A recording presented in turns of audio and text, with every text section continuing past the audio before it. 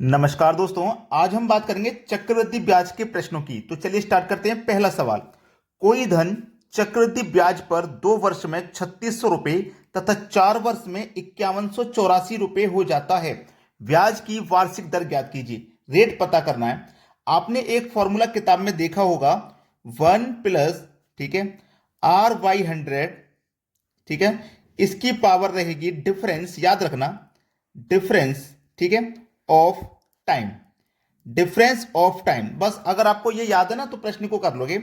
Equal में रखना है सेकंड, ठीक है, सेकंड वाला अमाउंट बटे में फर्स्ट वाला अमाउंट। याद रहेगा, प्रश्न हो जाएगा। देखिएगा, 1 + R/100। अब सबसे पहले लो डिफरेंस ऑफ टाइम, टाइम का डिफरेंस। यहां 2 वर्ष का टाइम है, यहां 4 वर्ष का टाइम है, दोनों का आप डिफरेंस लोगे तो दोनों का डिफरेंस कितना हो जाएगा भैया? 2 हो जाएगा। बराबर सेकंड वाला अमाउंट लीजिए, सेकंड वाला अमाउंट ये रहा 5184। फर्स्ट वाला अमाउंट लीजिए, फर्स्ट वाला अमाउंट ये रहा 3600। ठीक है, अब इसको देखिए हम कटा लेंगे। इसको हम अमाउंट को कटा के छोटा करेंगे। 9×5 = 45, 6 बचेगा 68, 9 × 7 = 63।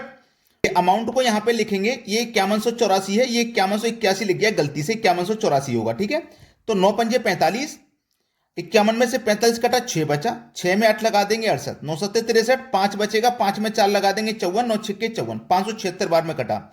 अब 9 से इसको कटाएंगे, तो इसको कटाएंगे तो 9 × 4 = 36 और ये 2 जीरो, यानी कि 576/400 हो जाएगा ये। ठीक है, चलिए 1 + R/100 बराबर, ये जो स्क्वायर है ना, ये बराबर के इधर जाएगा तो इसके ऊपर स्क्वायर रूट का साइन लगा देगा।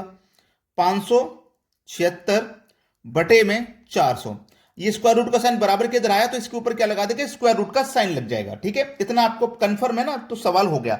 अब सवाल में कुछ बचा नहीं, देखिए कर लो भाई। 1 + R/100 बराबर, अब 576 का स्क्वायर रूट करोगे तो 24 और 400 को करोगे तो 20 हो जाएगा। ये देखो, R/100 बराबर 24 के बटे में 20, ये प्लस का 1 बराबर के इधर आके माइनस का 1 हो जाएगा। ठीक है, देखो 20 एकम 20, 24 में से 20 कट के तो 4 बचे। ठीक है, R/100 बराबर 24 में से 4 कट गए तो 4 बचे, भाई 20 एकम 20, 24 में से 20 कटे तो 4 बचे, और बटे में कितना आ जाएगा? 20 आ जाएगा। अब देखो बस सरल हो गया, 20 से 100 कट जाएगा 5 बार में, 5 चौकू 20, इधर क्या बचा? R, 5 चौकू 20, तो आपका जो रेट है वो कितना हो गया? वो 20% का हो गया। यानी कि सी ऑप्शन प्रश्न का बिल्कुल सही जवाब है। स्टेप बाय स्टेप चीजों को सीखिए, कोई गलती नहीं होगी। अब देखेंगे अगला सवाल। अगला प्रश्न है, कोई धन चक्रवृद्धि ब्याज पर 2 वर्ष में 1728 रुपये तथा 5 वर्ष में 2197 हो जाता है। ब्याज की वार्षिक दर क्या है? बहुत अच्छा सवाल। देखिएगा, वही फॉर्मूला है 1 + R/100। इसकी पावर क्या रहेगी? Difference of time. तो डिफरेंस ऑफ टाइम कितना है? यहां 2 वर्ष है, यहां 5 वर्ष है, तो डिफरेंस ऑफ टाइम कितना हो गया? 3 हो गया। ठीक है, बराबर में क्या लिखेंगे? सेकंड वाला टाइम, वो सेकंड वाला अमाउंट, ऊपर सेकंड वाला अमाउंट लिखो 2197 बटे में फर्स्ट वाला अमाउंट यानी कि 1728। यही मैंने कराया था पिछले क्वेश्चन में। चलिए अब 1 + R/100, ठीक है, R/100। अब देखो इसको हम क्या करेंगे, बराबर के इधर जब आएंगे तो ये जो क्या है हमारे पास? क्यूब है, यानी कि पावर 3 है। अब जब पावर 3 है ना तो इसके ऊपर आ गया तो क्या लग जाएगा? इसका क्यूब रूट, यानी कि 2197 बटे में 1728 का क्या हो जाएगा? Cube root. ठीक है, अगर पावर 2 होती तो स्क्वायर रूट, और पावर 3 है तो क्या हो जाएगा भैया? क्यूब रूट हो जाएगा। ठीक है, 1 + R/100 बराबर 2197 का क्यूब रूट करोगे आप 13, और 1728 का आप क्यूब रूट करोगे तो 12। प्रश्न हो गया, यहां तक किसी को कोई दिक्कत नहीं। अब देखिएगा, 1 + R/100 बराबर में 13/12। अब R/100 बराबर 13/12, ये प्लस का 1 इधर आके माइनस का 1, तो 12 एकम 12, तो 13 में से 12 गया तो 1 बचा, तो R/100 बराबर कितना बचा? 1/12। बस हो गया सवाल, कुछ नहीं है। 100 का मल्टीप्लाई 1 से करो, 12 का मल्टीप्लाई R से करो तो ये 12R हो जाएगा, और 100 का मल्टीप्लाई 1 से करेंगे तो 100 हो जाएगा। अब 12 से 100 को कटा लो, 12 × 8 = 96, कितना बचेगा? 4, 4 ऊपर बटे में 12। अब 4 एकम 4, 4 × 3 = 12 कट गया तो 8 पूर्णांक 1/3 बचा। 8.1/3% की दर हो जाएगी, और ये हमें दिया गया सी ऑप्शन में। ये प्रश्न का बिल्कुल सही जवाब है। अब देखेंगे अगला सवाल।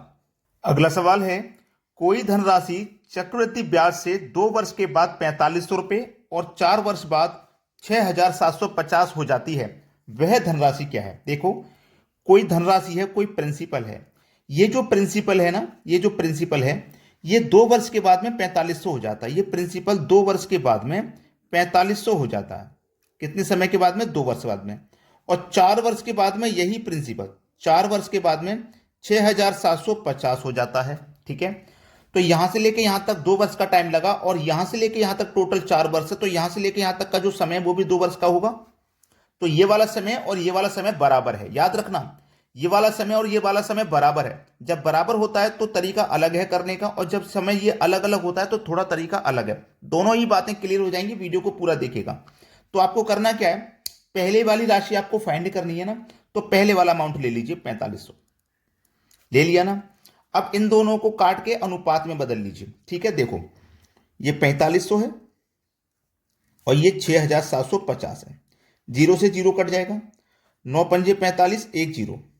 ठीक है, 9 से इसको कटाऊंगा, 9 सत्ते 63, 9 सत्ते जब 63 कट गया, 67 में 63 कट गया, 4 बचा, 4 में 5 लग जाएगा, 45, 9 पंजे 45। ठीक है, 25 दूनी 50, 25 तिया 75, 2 अनुपात 3 आ गया। पहले वाला अनुपात ऊपर लिखो, बाद वाला अनुपात नीचे लिखो, बस इतना काम करना है। 3 से कट जाएगा 45, 3 एकम 3, 1 बचेगा 15, 3 पंजे 15, 2 जीरो लगा दो, 15 बार 1500 हो गया। 1500 का गुना 2 से कर दो, आंसर आ गया 3000। तो वह प्रिंसिपल यानी कि वह राशि क्या है आपकी? 3000 है।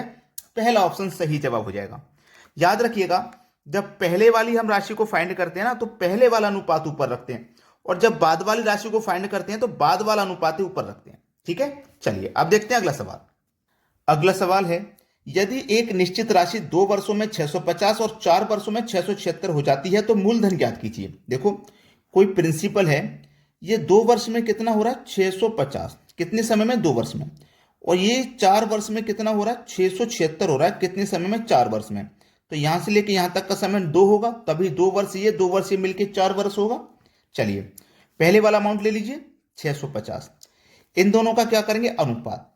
अब इनका अनुपात करेंगे तो ये हमारे पास 650 है और ये हमारे पास 676। कटा लेंगे, कौन सी संख्या से कट जाएगा ये कटा के हम देख लेते हैं। चलिए सबसे पहले मैं 2 से अगर कटाता हूं तो कट जाएगा क्या? 2 से कटाऊं तो 2 से कटेगा, 2 तिया 6, 2 दूने का 4, 1 बचेगा 10, 2 पंजे 10। ठीक है, 2 से कटाऊं, 2 तिया 6, 2 तिया 6, 2 अट्ठे 16, 338 बार में ये कट गया। अब ये 325 है और ये 338 है। अब ये किस संख्या से कटेगा? 3 से कटेगा क्या? 3 से नहीं कटेगा। ये 650 है, ये 676, 650 और 676 ये 13 से कटेगा। 13 पंजे 65 और 1 जीरो, 13 पंजे 65, 2 बचेगा 26, 13 दूने का 26। ठीक है, अब इसको हम फिर से कटाएंगे तो ये 2 से 25 बार में कट जाएगा और 2 से ये 26 बार में कट जाएगा। पहले वाली राशि को फाइंड करना है, पहले वाला रेशियो ऊपर लिखो, बाद वाला नीचे लिखे हैं। ठीक है, बस इतना काम करना है और आपका आंसर आ जाएगा।